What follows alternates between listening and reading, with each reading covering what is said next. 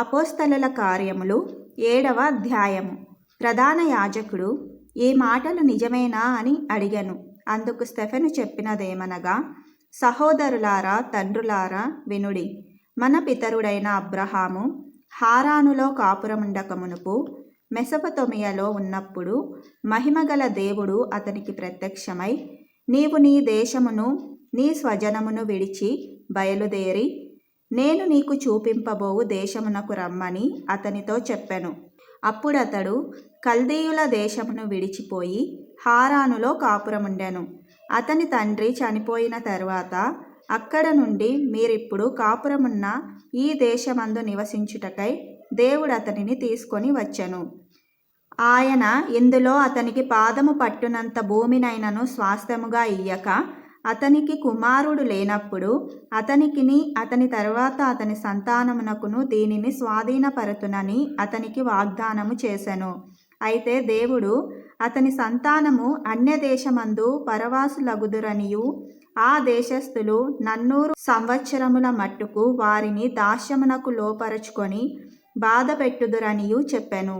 మరియు దేవుడు ఏ జనమునకు వారు దాసులయుందురో ఆ జనమును నేను విమర్శ చేయుదుననియు, ఆ తరువాత వారు వచ్చి ఈ చోట నన్ను సేవింతురనియు చెప్పెను. మరియు ఆయన సున్నతి విషయమైన నిబంధన అతనికి అనుగ్రహించెను.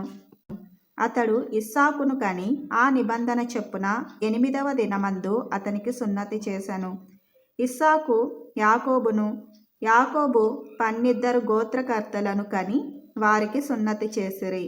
ఆ గోత్రకర్తలు మత్సరపడి యోసేపును ఐగుప్తులోనికి పోవుటకు అమ్మివేసిరి.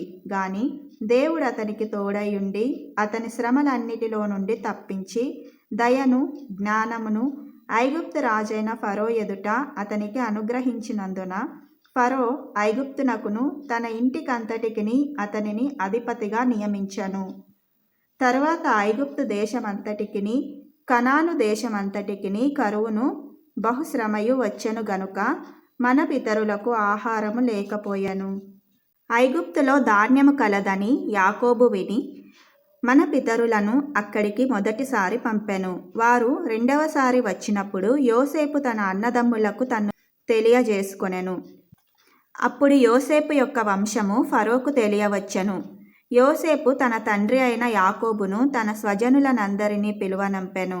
వారు 75. యాకోబు ఐగుప్తునకు వెళ్ళెను. అక్కడ అతడును మన పితరులను చనిపోయి అక్కడ నుండి షెకెమునకు తేబడి షెకెములోని హమోరు కుమారుల యొద్ద అబ్రహాము వెల ఇచ్చి కొనిన సమాధిలో ఉంచబడిరి. అయితే దేవుడు అబ్రహామునకు అనుగ్రహించిన వాగ్దాన కాలము సమీపించిన కొలది ప్రజలు ఐగుప్తులో విస్తారముగా వృద్ధి పొందిరి. తుదకు యోసేపును ఎరుగని వేరొక రాజు ఐగుప్తును ఏలనారంభించెను. ఇతడు మన వంశస్థుల ఎడల కపటముగా ప్రవర్తించి తమ శిశువులు బ్రతకకుండా వారిని బయట పారవేయవలెనని మన పితరులను బాధపెట్టెను. ఆ కాలమందు మోషే పుట్టెను. అతడు దివ్య సుందరుడై తన తండ్రి ఇంట 3 నెలలు పెంచబడెను. తరువాత అతడు బయట పారవేయబడినప్పుడు ఫరో కుమార్తె అతనిని తీసుకొని తన కుమారునిగా పెంచుకొనెను. మోషే ఐగుప్తీయుల సకల విద్యలను అభ్యసించి మాటల యందును కార్యముల యందును ప్రవీణుడై ఉండెను. అతనికి 40 ఏండ్లు నిండా వచ్చినప్పుడు ఇశ్రాయేలీయులైన తన సహోదరులను చూడవలెనన్న బుద్ధి పుట్టెను. అప్పుడు వారిలో ఒకడు అన్యాయమును అనుభవించుట అతడు చూచి వానిని రక్షించి బాధపడిన వాని పక్షమున ఐగుప్తీయుని చంపి ప్రతీకారము చేసెను. తన ద్వారా తన సహోదరులకు దేవుడు రక్షణ దయచేయునన్న సంగతి వారు గ్రహింతురని అతడు తలంచెను గాని వారు గ్రహింపరైరి. మరునాడు ఇద్దరూ పోట్లాడుచుండగా అతడు వారిని చూచి, అయ్యలారా, మీరు సహోదరులు, మీరెందుకు ఒకరినొకడు అన్యాయము చేసుకొనుచున్నారని చెప్పి వారిని సమాధానపరచజూచెను. అయితే తన పొరుగువానికి అన్యాయం చేసినవాడు మా మీద అధికారినిగాను తీర్పరినిగాను నిన్ను నియమించిన వాడెవడు? నీవు నిన్న ఐగుప్తీయుని చంపినట్టు నన్నును చంపదలచి ఉన్నావా అని అతనిని త్రోసివేశెను. మోషే ఆ మాట విని పారిపోయి మిద్యాను దేశంలో పరదేశి అయి ఉండి అక్కడ 2 కుమారులను కనెను. 40 ఏండ్లైన పిమ్మట సీనాయి పర్వతారణ్యమందు ఒక పొదలోని అగ్నిజ్వాలలో ఒక దేవదూత అతనికి అగపడెను.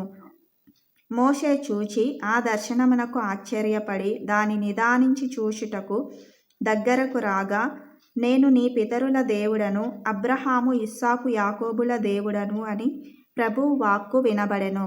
గనుక మోషే వణికి నిదానించి చూచుటకు తెగింపలేదు. అందుకు ప్రభువు, నీ చెప్పులు విడువుము, నీవు నిలిచియున్న చోటు పరిశుద్ధ భూమి. ఐగుప్తులోనున్న నా ప్రజల దురవస్థను నేను నిదానించి చూచితిని.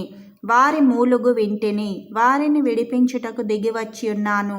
రమ్ము, నేనిప్పుడు నిన్ను ఐగుప్తునకు పంపుదునని అతనితో చెప్పెను. అధికారినిగాను తీర్పరినిగాను నిన్ను నియమించిన వాడెవడని వారు నిరాకరించిన ఈ మోషేను అతనికి పొదలో కనబడిన దేవదూత ద్వారా దేవుడు అధికారినిగాను విమోచకునిగాను నియమించి పంపెను. ఇతడు ఐగుప్తులోను ఎర్ర సముద్రములోను 40 ఏండ్లు అరణ్యములోను మహత్కార్యములను సూచక క్రియలను చేసి వారిని తోడుకొని వచ్చెను. నా వంటి ఒక ప్రవక్తను దేవుడు మీ సహోదరులలో మీకు పుట్టించును అని ఇశ్రాయేలీయులతో చెప్పిన మోషే ఇతడే. సీనాయి పర్వతం మీద తనతో మాటలాడిన దేవదూతతోనూ మన పితరులతోనూ అరణ్యములోని సంగమందు ఉండి మనకిచ్చుటకు జీవవాక్యములను తీసుకొనిన వాడితడే. ఇతనికి మన పితరులు లోబడనొల్లక ఇతనిని త్రోసివేసి తమ హృదయములలో ఐగుప్తునకు పోగోరిన వారై, మాకు ముందు నడుచునట్టి దేవతలను మాకు చేయుము, ఐగుప్తు దేశంలో నుండి మనలను తోడుకొని వచ్చిన ఈ మోషే ఏమాయనో మాకు తెలియదని అహరోనుతో అనిరి. ఆ దినములలో వారొక దూడను చేసుకొని ఆ విగ్రహమునకు బలి నర్పించి తమ చేతులతో నిర్మించిన వాటి యందు ఉల్లసించిరి. అందుకు దేవుడు వారికి విముఖుడై ఆకాశ సైన్యమును సేవించుటకు వారిని విడిచిపెట్టెను. ఇందుకు ప్రమాణముగా ప్రవక్తల గ్రంథమందు ఈలాగు రాయబడి ఉన్నది. ఇశ్రాయేలు ఇంటివారలారా, మీరు అరణ్యములో 40 ఏండ్లు బలి పశువులను అర్పణములను నాకు అర్పించితిరా. మీరు పూజించుటకు చేసుకొనిన ప్రతిమలైన మొలోకు గుడారమును, రొంఫాయను దేవత యొక్క నక్షత్రమును మోసుకొని పోతిరి. గనుక బబులోను అవతలికి మిమ్మును కొనిపోయెదను. అతడు చూచిన మాదిరి చొప్పున దాని చేయవలెనని మోషేతో చెప్పినవాడు ఆజ్ఞాపించిన ప్రకారము సాక్ష్యపు గుడారము అరణ్యములో మన పితరుల యొద్ద ఉండెను. మన పితరులు తమ పెద్దల చేత దానిని తీసుకొనిన వారై, దేవుడు తమ ఎదుట నుండి వెళ్ళగొట్టిన జనములను వారు స్వాధీనపరచుకున్నప్పుడు యెహోషువతో కూడా ఈ దేశములోనికి దానిని తీసుకొని వచ్చిరి. అది దావీదు దినముల వరకు ఉండెను. అతడు దేవుని దయ పొంది యాకోబు యొక్క దేవుని నివాస స్థలము కట్టగోరెను. అయితే సొలొమోను ఆయన కొరకు మందిరము కట్టించెను. అయినను ఆకాశము నా సింహాసనము, భూమి నా పాదపీఠము. మీరు నా కొరకు ఏలాటి మందిరము కట్టుదురు?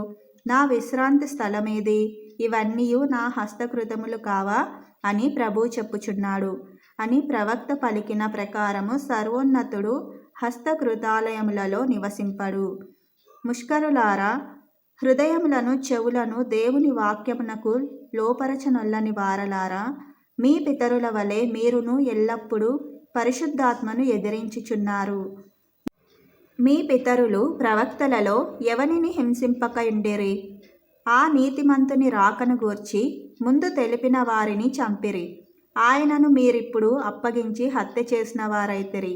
దేవదూతల ద్వారా నియమింపబడిన ధర్మశాస్త్రమును మీరు పొందితిరి గాని దానిని గైకొనలేదని చెప్పెను.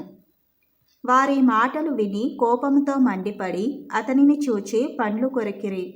అయితే అతడు పరిశుద్ధాత్మతో నిండుకొనిన వాడై ఆకాశము వైపు తేరి చూచి దేవుని మహిమను, యేసు దేవుని కుడిపార్శ్వమందు నిలిచియుండుటను చూచి, ఆకాశము తెరవబడుటయు మనుష్య కుమారుడు దేవుని కుడిపార్శ్వమందు నిలిచియుండుటయు చూచుచున్నానని చెప్పెను. అప్పుడు వారు పెద్ద కేకలు వేసి చెవులు మూసుకొని ఏకముగా అతని మీద పడి పట్టణపు వెలుపలికి అతనిని వెళ్ళగొట్టి రాళ్ళు రువ్వి చంపిరి. సాక్షులు సౌలు అను ఒక యవనుని పాదముల యొద్ద తమ వస్త్రములు పెట్టిరి. ప్రభువును గూర్చి మొరపెట్టుచు, యేసు ప్రభువా, నా ఆత్మను చేర్చుకొనుమని స్టెఫెను పలుకుచుండగా వారు అతనిని రాళ్లతో కొట్టిరి. అతడు మోకాళ్ళూని, ప్రభువా, వారి మీద ఈ పాపము మోపకుమని గొప్ప శబ్దముతో పలికెను. ఈ మాట పలికి నిద్రించెను. సౌలు అతని చావునకు సమ్మతించెను.